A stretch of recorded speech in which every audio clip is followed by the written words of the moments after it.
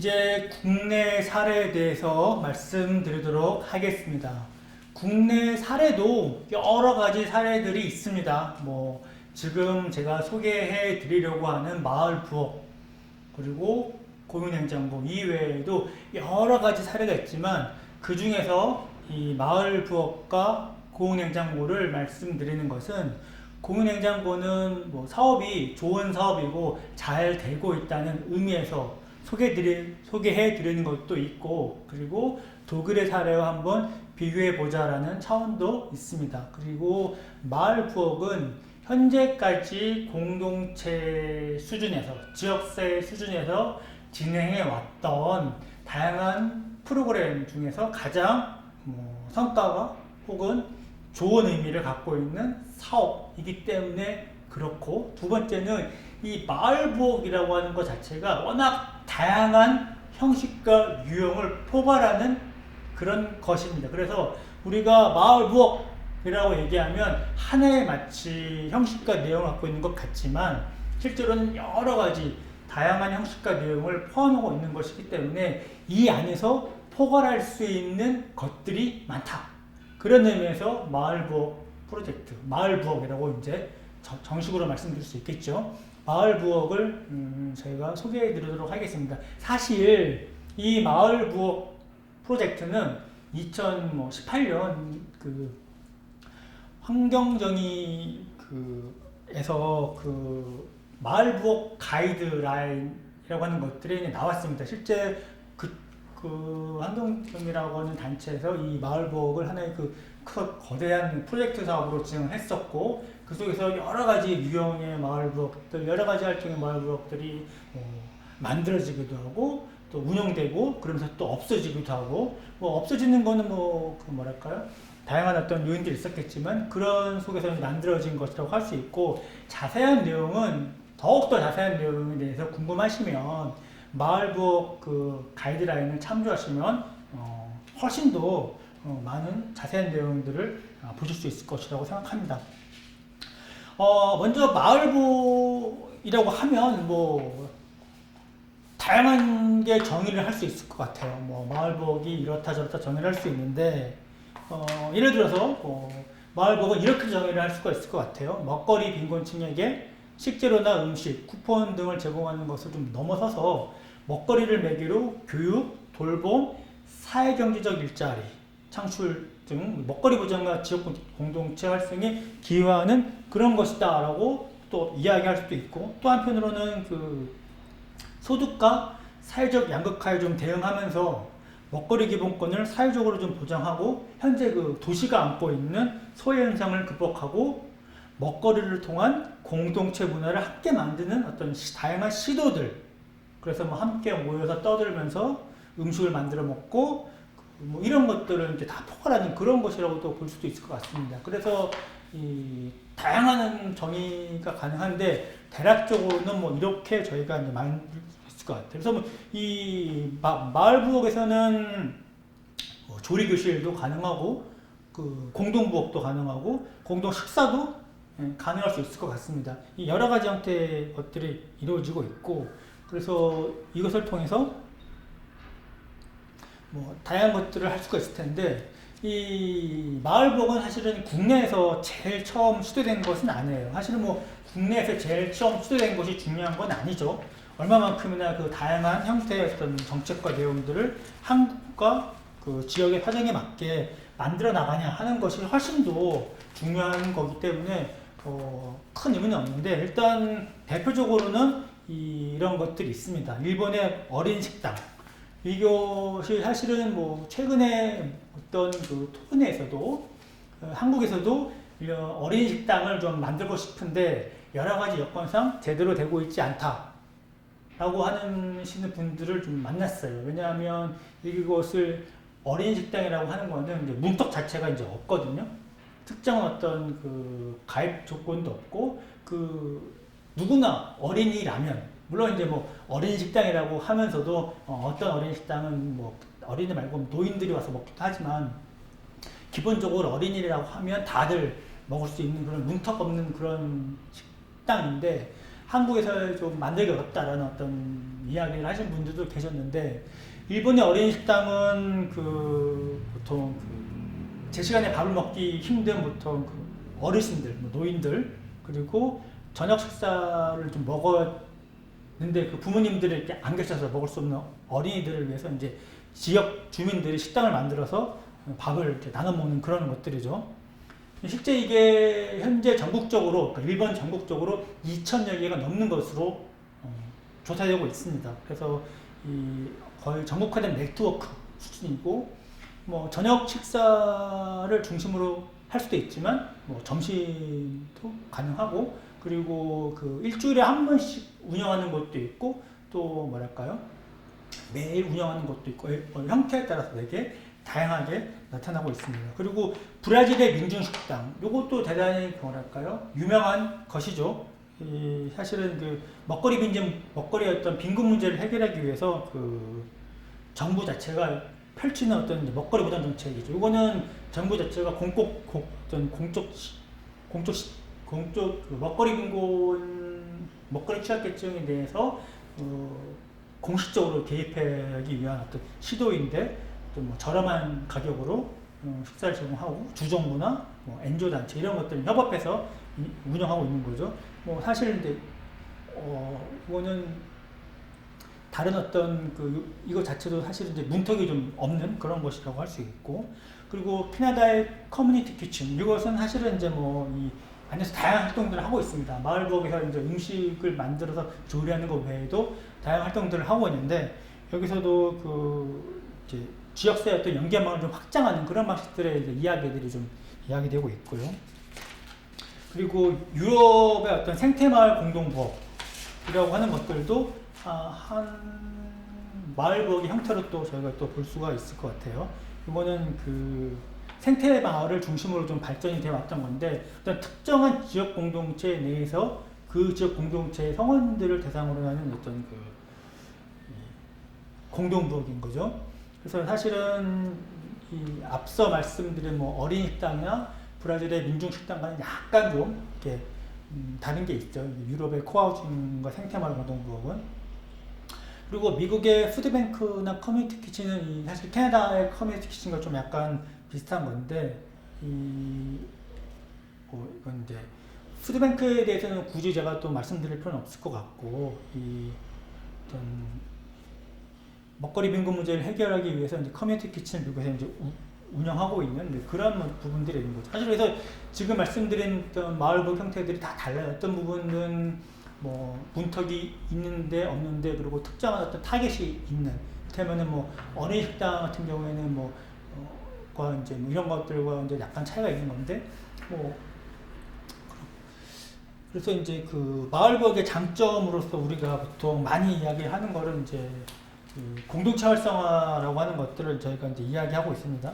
실제 이 먹거리 문제를 중심으로 해서 지역사회 내에서 고립감을 좀 해결할 수 있는 방법들, 공동체를 활성화시킬 수 있는 방법들, 그런 것들을 저희가 이제 이야기하고 있는데, 사실은 이거 말고도 뭐 다양한 장점들이 있어요. 그래서 밑에서 표시되어 있는 게 어떤 결식의 문제를 좀 해결해서 복지사각지대를 줄여나가는 어떤 그런 것들이라든지, 아니면 어쨌든 여기서 이제 조리 기술이라고 하는 것들을 공동으로 개발하기 때문에 조리 기술을 좀 이렇게 활성화시키는 그런 방법들도 이제 있을 수가 있을 것 같고요.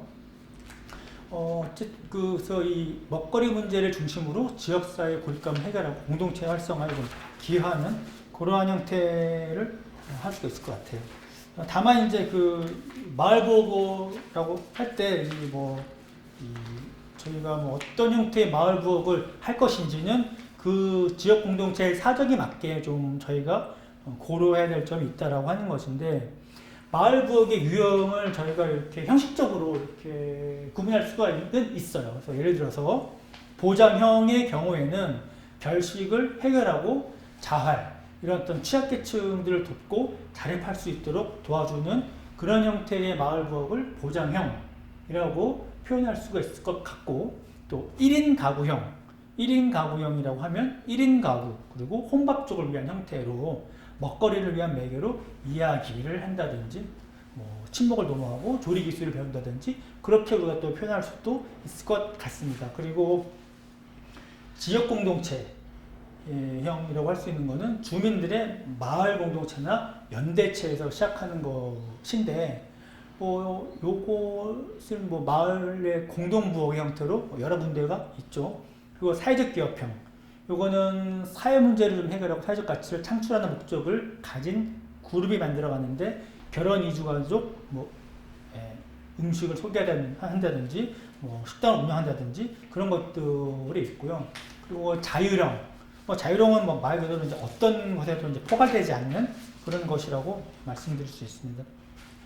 제가 이렇게 뭐 몇 가지 말씀드렸는데 이 보장형, 뭐 1인 가구형, 지역 공동체형, 사회적 기업형 사실은 이 1인 가구형이라고 해서 반드시 이 1인 가구와 혼밥족을 위한 형태로 할 필요는 없을 것 같아요. 그리고 1인 가구형이라고 해서 반드시 뭐 먹거리를 매개로 뭐 이야기하거나 조리 기술을 배우는 것은 아닌 것 같죠. 왜냐하면 이 조리 기술을 배운다고 하는 것은 1인 가구에게만 필요한 것은 아니고 먹거리를 매개로 뭔가 지역 공동체를 활성화시킨다고 하는 것은 1인 가구를 위한 것만도 아니기 때문에 사실은 마을 부엌이 어떤 형태를 가져갈 것인가 특정 그 마을 단위, 특정 지역 공동체에서 이제 결정해야 되는 부분이긴 한데 그것이 뭐 1인 가구는 절대 뭐 보장형 뭐 결식을 해결하는 그런 것에 초점이 맞춰져서는 안 된다. 이렇게 우리가 뭐 사전적으로 정의를 할 수는 없을 것 같아요. 그래서 그거는 전체적으로 상황을 보고 저희가 결정을 해야 되는데 그리고 하나의 마을 부엌 단위라고 해서 예를 들면 뭐 제가 말씀드렸던 그 캐나다의 커뮤니티 키친이라고 하는 거는 사실은 그 안에는 말은 커뮤니티 키친이라고 하지만 다양한 프로그램들이 운영이 되고 있거든요. 그러니까 그것처럼 뭐 우리 동네 뭐 마을 부엌, 우리 동네 커뮤니티 키친이라고 하면 그 안에서 여러 가지 형식의 일들이 가능한 거죠. 그 안에서 뭐 그 결식을 해결하기도 하고 조리 기술을 배우기도 하고 사회적 친목을 도모할 수도 있고 또 1인 가구들이 와서 뭔가 간단하게 건강한 반찬거리 이 건강한 반찬을 어떻게 만들 것인가 되게 고민이 많이 되는데 건강한 반찬거리를 가져가는 그런 형태가 될 수도 있고 또 뭐 아니면은 그것을 사회적 기업이 또 그것을 운영할 수도 있고 이 여러 가지 형태들이 있기 때문에 그것을 우리가 하나로 결정할 수는 없을 것 같아요. 다양한 형태들이 있고 다양한 형태들을 결합하거나 아니면 그것들을 각각의 사정에 맞게 어떻게 할 것인가 그렇게 좀 살펴볼 필요가 있다는 것이고요. 마을 부엌의 사례는 대단히 많이 있습니다. 제가 그 말씀드렸던 그 마을부엌 가이드북에 보시면 마을부엌의 형태가 대단히 많은 것을 알 수가 있고 또 마을부엌이라고 하는 것을 간단하게 검색해 보시면 거기 유형에도 대단히 많은 것들이 있어요. 그 수많은 마을부엌의 사례 중에서 제가 이제 뭐 이 두 가지를 골랐는데 이 두 가지가 제일 좋다. 뭐 두 가지가 정말 본받을 만하다. 이런 부분은 아니고 이 두 가지를 통해서 우리가 좀 이렇게 마을부엌의 형태나 형식들이 어떠할 수 있는가를 좀 짐작할 수 있기 위해서 제가 보여드리는 것입니다. 그래서 이거 말고도 예를 들어서 뭐 그 마포의 저녁 해방 모임 뭐 그런 모임도 있을 수 있고 또 뭐 관악 이웃 사랑방에서 하는 뭐 그런 어떤 뭐 마을부엌도 있을 수 있고 뭐 농촌 연계한 마을부엌도 있을 수 있습니다. 그런 부분들은 또 다른 문제긴 하지만 어쨌든 오늘은 제가 두 개만 간단하게 소개시켜 드리려고 합니다. 먼저 첫 번째 사례는 은평에 있는 신나는 마을 공동 부엌입니다. 여기는 좀 특이한 것이 회원제로 운영되고 있어요.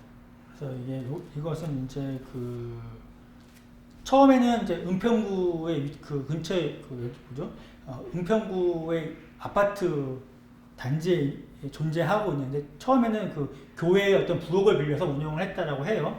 지금은 이제 아파트 단지 상가 1층에 조리 공간과 식사 공간을 좀 갖추고 있고 말씀드렸던 것처럼 회원제로 운영하고 있고 주로 이제 아이를 키우는 가족 회원이 많은 특징이 있습니다. 회비는 뭐 많다면 많을 수도 있고 적다면 적을 수도 있어요. 월 2만 원으로 운영하고 있는데 이 부분에 대해서 뭐 진입장벽이 높다, 뭐 없다라고 굳이 이야기를 하면 진입장벽은 있는 거긴 하죠. 예.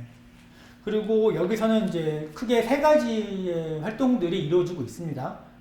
하나는 이제 요리 모둠이라고 해서 반찬을 좀 같이 만들어서 나누는 그런 모둠이 있고, 또 봉사 모둠이라고 해서 이거는 그 독거노인이나 뭐 소외계층에게 반찬을 좀 만들어서 나누는 그런 모임입니다. 사실은 뭐 1인 가구뿐만이 아니라 다인 가구 혹은 뭐 이런 아이가 있는 집에서도 반찬을 만드는 것 자체가 대단히 큰 일입니다. 어려운 일이고 그리고 또 귀찮은 일이죠. 그리고 손도 많이 가고 시간도 많이 가는데 별로 이렇게 뭐 결과물은 많지 않은 그런 거기 때문에 사실은 이 반찬이라고 하는 것 자체에 대해서 마을 부엌에서 접근하는 것 자체는 대단히 이제 중요하고 좋을 수 있다. 다만 이것이 좀 더 많은 사람들에게 접근할 수 있는 방식으로 좀 이렇게 공유될 수 있는 방법들을 각각의 지역 공동체에서 찾을 수 있다라고 하면 1인 가구들이나 뭐 다양한 사람들이 쉽게 좀 자신이 원하는 수요들을 좀 여기서 찾을 수 있지 않을까라고 생각해 볼 수 있을 것 같습니다. 그리고 간식 돌봄 모둠이라고 하는 거는 맞벌이 부부 자녀를 위한 식사와 간식을 제공한다라고 하는데, 이거는 먹거리를 매개로 여기서 돌봄이 이루어지고 있는 거죠. 이 학교가 끝나고 나서 맞벌이 부부가 집에 돌아오기 전까지 여기서 마을 공동구역에서 먹을 것을 건강한 어떤 간식들을 제공하면서 돌봐주는 거죠.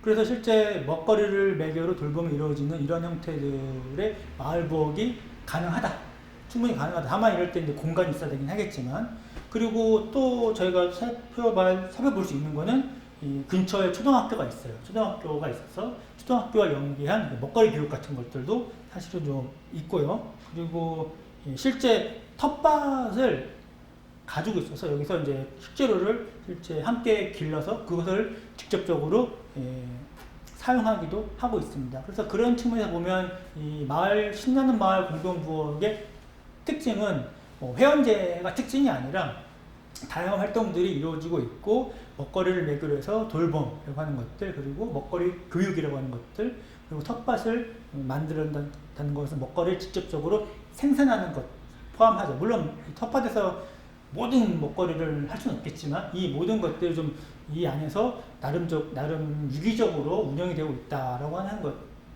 것들을 좀 우리가 볼 수가 있을 것 같습니다. 그리고 두 번째는 좀 멀죠.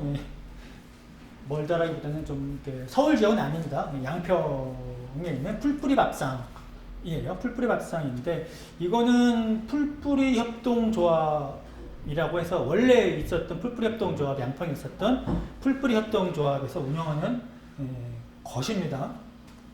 이것은 앞서 말씀드렸던 그 신나는 마을 부엌과는 달리 회원제로 운영하는 것이 아니라 예약제로 운영하고 있어요. 물론 예약제로 운영하니까 이것도 뭐 문턱이 높은 거 아니냐 이렇게 말씀을 하실 수도 있지만,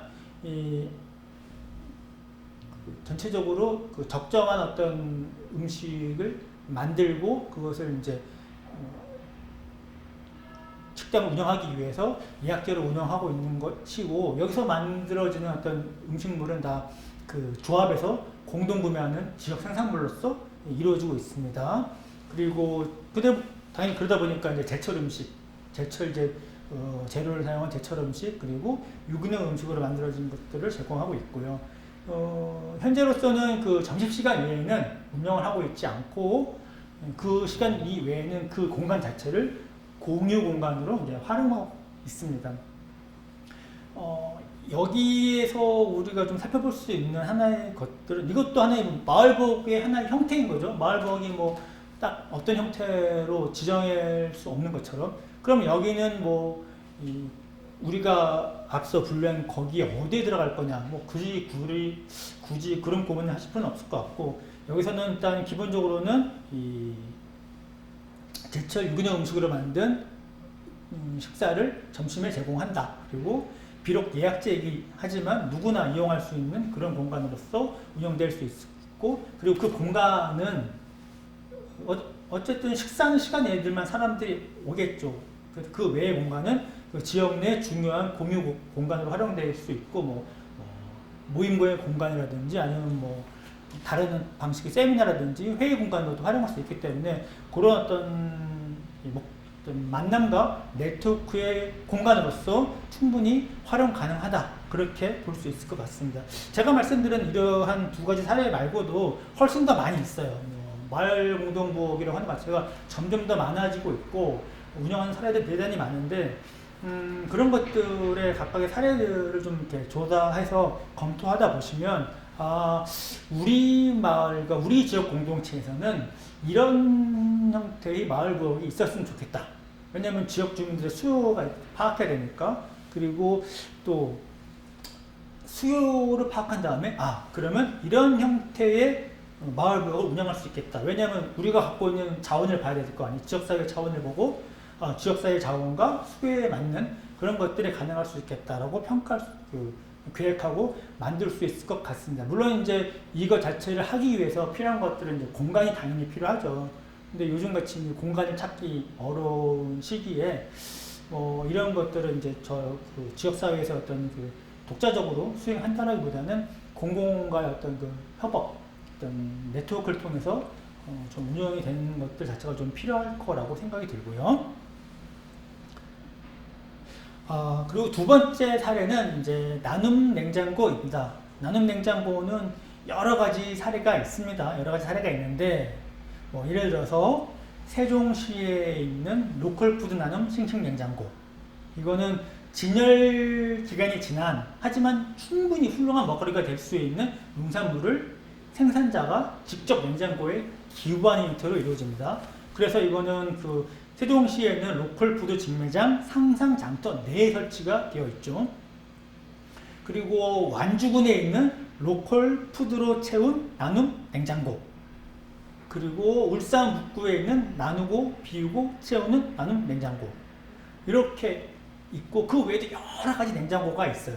예를 들어서 지금은 운영하고 있지 않는 것 같긴 한데 노원구에는 또 나눔 냉장고가 있었고, 물론 그 나눔 냉장고의 경우에는 운영 주체가 모 기업이었기 때문에 주로 반건조 식품, 반조리 식품이 주로 많이 있었어요. 그래서 실제 이 건강한 먹거리라고 보기는 힘든 그런 것들이었죠. 그리고 이 나눔 냉장고에 대한 어떤 수요도 많고, 그리고 사회적으로 관심이 많다 보니까 정부에서 주는 행정안전부 장관 상이라든지 사회혁신에 관련된 상이라든지 이런 것들을 좀 많이 받는 지자체들이 만들어졌습니다. 그래서 대표적으로는 이런 것들도 대표적이지만 가장 최근에 상을 받았던 수원의 나눔 냉장고, 고용 냉장고 한 사례가 있습니다. 그래서 그 사례를 간단하게 제가 설명드릴 텐데, 그 사례를 제가 설명드리기 전에 관련된 동영상을 시청하도록 하겠습니다.